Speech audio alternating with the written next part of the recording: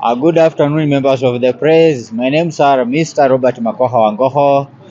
I'm the official elected Bunge la Mwananchi President in Nakuru.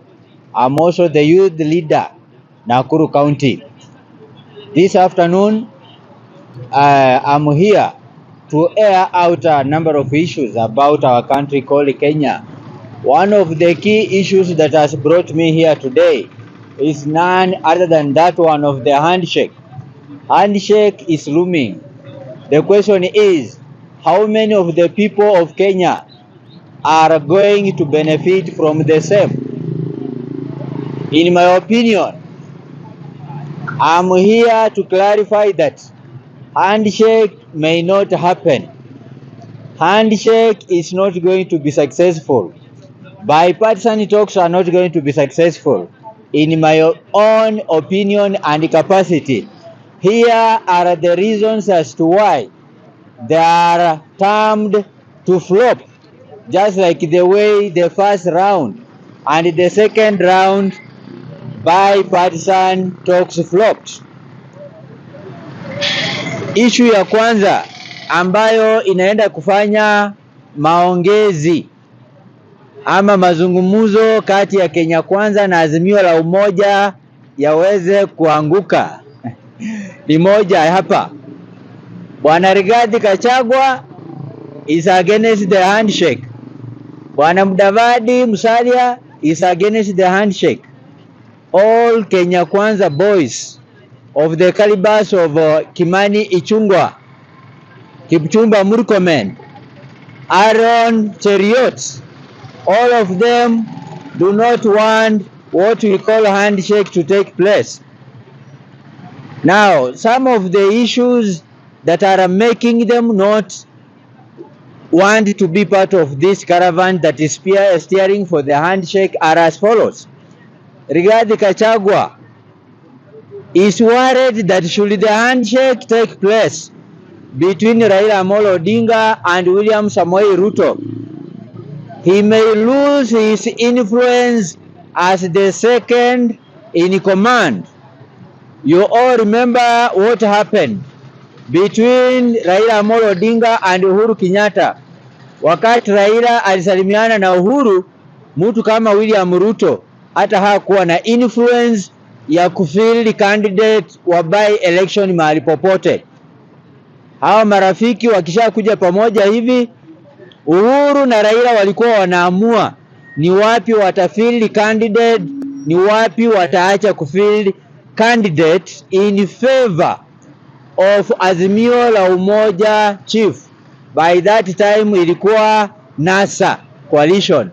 Ni NASA walikuwa wanaamua waweke candidate mahali fulani na president aseme now that we are in one house, now that we are handshake brothers, we are going to spare our candidate from being fielded in your area where there is a by election. Sasa hicho ndio kitu cha kwanza ambacho Rigathi Gachagua anaogopa. Anaogopa should the handshake be there, then there is nowhere he's going to make a decision without involving William Ruto, who is of course likely to refuse to follow his directions and even pieces of advice. The second reason as to why handshake or bipartisan talks are not going to happen or are not going to be successful is that Mudavadi, who is the Prime Minister for all the CASs in Kenya, kwanza kazi yake haiko kwa katiba, na yeye alifanya makosa.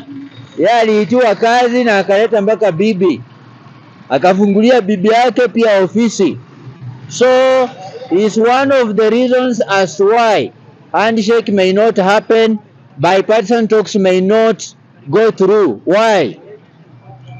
Should Right Honorable Raila Amolo Odinga agree with his handshake brother William Samoei Ruto that they are going to form a government, or that they are going to have an all-inclusive government, then that will mean that Raila Amolo Odinga will come with his own house.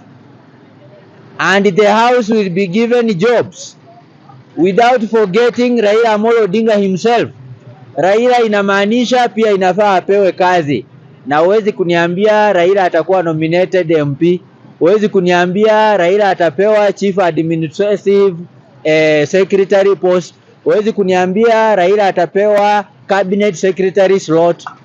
Mudavadi is worried because once Ruto confirms a handshake with Raila Amolo Odinga, for him to be silenced, that will mean that Ruto will remove Mudavadi from the position of the prime minister, ndio waweke Raila Amolo Odinga. Na wakishafanya hivyo, Mudavadi atakuwa demoted, apewe nafasi ya chini sana, either as a nominated MP ama apewe kama CEO wa parastatal fulani, something which may not go well with the former finance minister who is Mudavadi. So that is the second reason as to why you must all be aware that handshake is not going to happen, or bipartisan talks are not going to be successful. The third and last reason as to why this is not going to be a success is that Kenya Kwanza lieutenants, nimetaja watu kama Cheriot, watu kama Ndindi Nyoro, watu kama Ichungwa, watu kama Mbarire, they are not expressing goodwill towards the anticipated bipartisan talks. They are pinning holes here and there, even before the talks commence. What comes into your mind? Inaashiria kwamba hawa watu pia wao hawataki Raila ajoin Kenya Kwanza government, ama wafanye kazi ya nusu mkate, kwa sababu wengi wao wamepewa vyeo kwa parliament. Watu kama Duale, watu kama Murkomen, away from holding the offices that they are holding, they also have some positions in parliament, and therefore they fear that should Kenya Kwanza leader William Samoei Ruto accept a handshake with Raila, then that will mean that, or that will translate into watu wa Raila Amolo Odinga pia wagawiwe nafasi fulani fulani kwa serikali, ndio ionyeshe kitu ambaye inaitwa national picture or national hiring. Yani ionyeshe Mkalenjin ako kwa serikali, Mjaluo ako kwa serikali, Muborana ako kwa serikali, Mukamba ako kwa serikali. And remember, kila coalition partner wa Azimio ya Umoja atakuwa na demand kwamba watu wake wapewe nafasi serikalini. Hao watu si eti kwamba kuna nafasi hakuna. Ruto will have to swallow a bitter pie and fire some of his comrades and fire some of his closest allies for him to create positions for the Azimio la Umoja visitors. And that's the reason why watu wenye wako kwa Kenya Kwanza hawataki handshake happen. Without forgetting Gachagua. Gachagua in the long run ako likely kuacha kuwa deputy president, waweke mtu kama Karua, because hata Ruto ashaona huyu mtu ni reckless, because watu wa Mount Kenya washaona tuliweka mbele mtu mjinga ambaye hajui agenda ya Wakenya kwa sasa ni nini. Instead of fighting for the high cost of living to come down by empowering the people of Mount Kenya, huyu Gachagua ameonekana anaenda State House ya Nyeri, anachinja ng'ombe, wanapika mchele, wanaitia Wakikuyu wanakula mchele.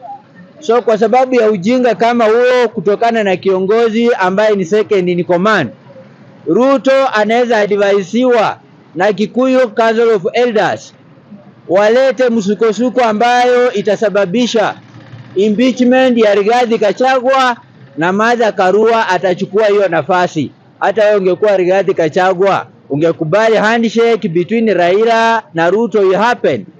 The answer is definitely not.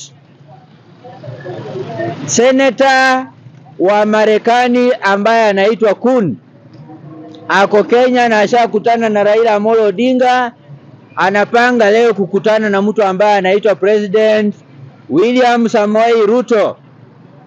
I know people are hopeful that this single man may be able to unite the two Kenyans called Ruto and Raila. But in my own opinion, hakuna unity yenye inaenda kutokea. Uelewe kwamba America and other superpowers were the ones who installed one William Ruto into power. Walienda wakanunua Kamago na kampuni yake, wakacook results ya computer.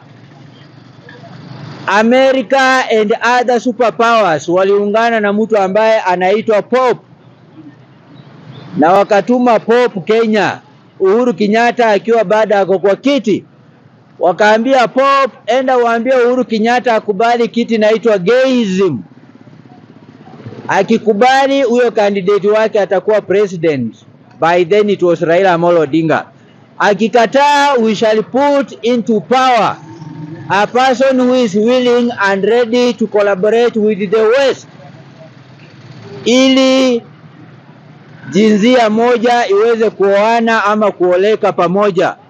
So when Pope came into Kenya in 2022, or rather in around 2019 there, he told Uhuru Kenyatta what he wanted to pass across. But our honorable President Uhuru Kenyatta alikataa mambo ya Pope. Akasema there is no room for gayism in Kenya. But before they left, Ruto alikimbia kwa Pope akasema sisi tuko willing and ready to endorse what we call gayism in Kenya. That's why immediately Ruto aliingia. Assignment number 1, kuconfirm kwa Pope na watu wa West kwamba amekubaliana na wao, sababu wamemweka into power. Ruto alipitisha mswada ambao unaitwa gays can be married to each other. Na ndio maana siku hizi unaona gays wako wengi kwa nchi yetu ya Kenya. Sasa kama Amerika ndiye ilifanya hivyo, mpaka Ruto akapewa hiyo nafasi ya kuwa rais, mtaamini aje ama mbebo ufala? Amerika ndio tena leo inatuma Senator Kun ati akuje ati aunganisha hawa wawili. There is nothing of the sort, kwa sababu hata Ruto hajalipa deni yenye aliwapromise akamaliza. Matakwa yenye yalitolewa kwamba ayafuate ndiye apewe power na akapewa, one of them was that after some time apeane KPA to the foreigners. They be the ones to control it. KPA means Kenya Ports Authority. Ruto ilifaa relinquish to the foreigners wa control uchumi wa hilo shirika. Ilifaa apeane JKIA, Jomo Kenyatta International Airport, to the foreigners. Na pia as part of the deal, Ruto had promised them Lake Victoria. Hao ma foreigners waende wafanye nini? Wa control, na pesa inatoka hapo wawe wanachukua the largest percentage. Sasa in short, Ruto kwa kukubali kufanya kazi na hao wazungu aliuza souls za Wakenya kwa foreigners. Sasa Kuni hawezi kuja kuunganisha Raila Amolo Odinga na William Samoei Ruto, kwa sababu William Ruto is in the government for business, while Raila Amolo Odinga is in Kenya to fight for the lives of the common people, wenye wanalilia maisha ya juu irudi wapi? Chini. Therefore expect no handshake. Finally, hii ni warning kwa Wakenya ambao walikuwa wanaambiwa BBI ipite, Building Bridges Initiatives, lakini walikataa katakata, wakasema hatutaki BBI. Sitataja kila kitu kwa BBI. BBI ilikuwa na section ilikuwa inasema one man, one shilling and one what? One vote. So William Ruto was on the forefront, akapigania sana, ikaangushwa kotini. Today, Kiambu and other central regions are going to lose what we call the new constituencies. Wakati tutakuwa tunaanza kureview IEBC, the boundaries. Kiambu, Juja, name other areas za Wakikuyu. Nyinyi sababu ya kiburi chenu mutapoteza a total of 25 new constituencies. Other regions like Western Kenya will gain na watakuwa na allocation ya National Fund orokek ya hali ya juu. Nyinyi na kiburi chenu, mahali kama Juja ama Ruiru wako na population ya over 450,000 people. Kama ni milioni moja ingekuwa inapeanwa, then that will translate into the similar amount of money. Mahali kama Garissa utapata area fulani iko na watu 30,000 people peke yake. Mulikataa allocation ikuwe the same. That will now mean if Garissa area has 30,000 people na serikali imeamua kuwapea 1 billion allocation, the same amount of money itapeanwa wapi? Kiambu, Ruiru, ambapo iko na watu wa population ya watu 450,000 people. Is that what you people wanted?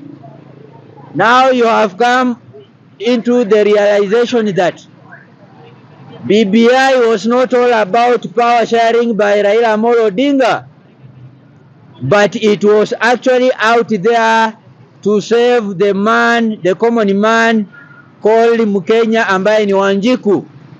Sasa wewe bwana Koimburi ambaye ni member of parliament wa Juja, wacha kuanza kukumbusha watu ati afadhali 1 vote 1 man 1 shilling. Mulipoteza time and it is now too late for you to gain from the same. Therefore, from today, understand that when Raila Amolo Odinga talks about something, amefanya research na anajua kitu ambacho anapigania. Thank you very much. Mimi ni bunge la mwananchi president na crew mzima, na tuko hapa kuwakilisha vijana wetu na watu wote wa chini ambao wanapitia wakati mgumu kupigania maisha yao. Na mimi pia nakaribisha wana Nakuru wote, karibuni kwa bunge wetu Shabab Manyata. Utatupata hapo kila siku tunajipigania. Thank you very much.